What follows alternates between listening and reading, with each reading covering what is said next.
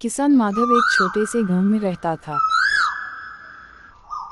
उसका परिवार पीढ़ियों से खेती करता आ रहा था, लेकिन हाल के सालों में फसलें अच्छी नहीं हो रही थीं।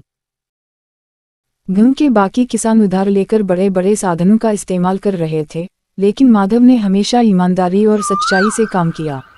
माधव दिन रात मेहनत करता, अपनी जमीन को खुद ही ओटता और बीज बोता। एक दिन जब वह अपने खेत की जुताई कर रहा था, उसे एक चमकती हुई मटकी मिली।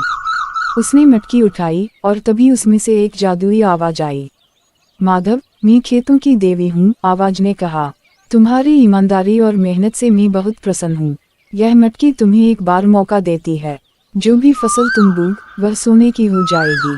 लेकिन याद रखना, तुम्हें इसे लालच के बिना इस्तेमाल करना होगा।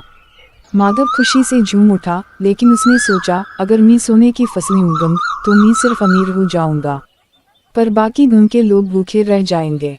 उसने देवी से प्रार्थना की, हे देवी, मुझे सिर्फ उतना ही दो, जिससे मेरे खेत अच्छे से उपाम और सबके लिए अन्न हो। मुझे सोना नहीं चाहिए, बस फसलें अच्छी हो जाएं।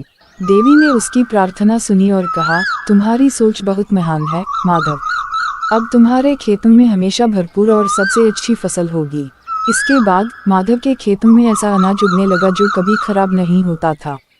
उसकी फसलें स्वादिष्ट और सेहतमंद थीं, जिससे पूरे गांव को खाने के लिए अनाज मिलने लगा। लोग माधव की तारीफ करने लगे और वह सभी के लिए एक मिसाल बन गया।